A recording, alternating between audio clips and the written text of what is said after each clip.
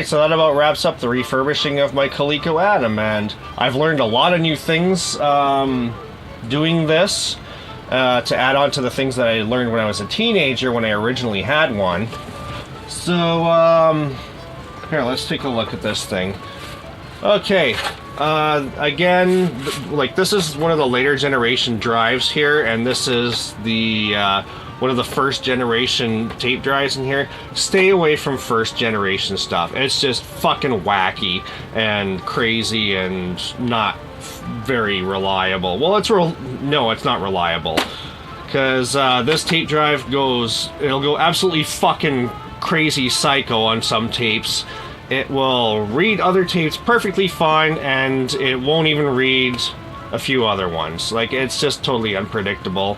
I tried calibrating the speed, see if that would fix anything. It didn't fix fuck all, so...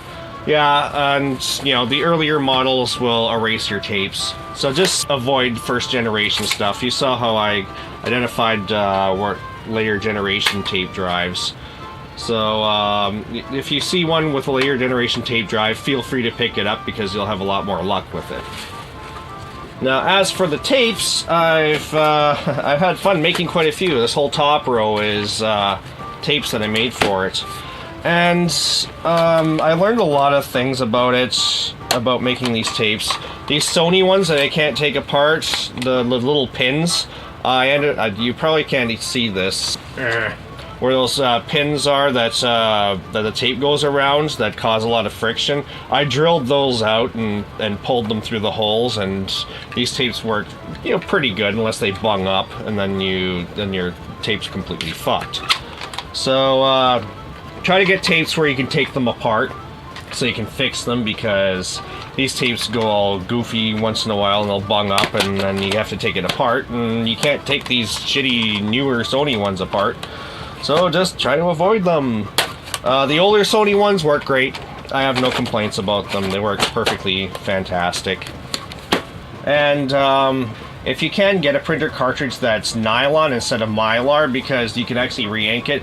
I re-inked mine, it works fantastic. Although, instead of turning that little knob with my fingers, I could have just stuck a Phillips head screwdriver into the bottom to turn it, and I did that later on, and it worked absolutely fantastic.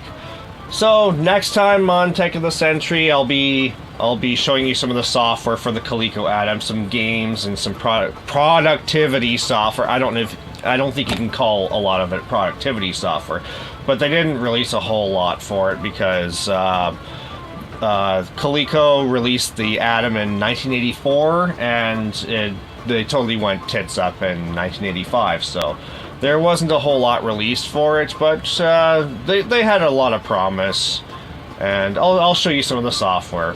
Yeah, and in future episodes, who knows what I'm going to be doing.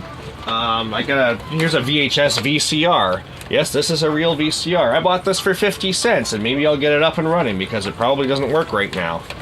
So, I might show you stuff like that. And, yeah, if you want to help support, you know, the Classical Gas Emissions blog, or, you know, this channel, feel free to click on the Patreon link, and I'll give you some little goodies if you donate enough money. There's some interesting goodies.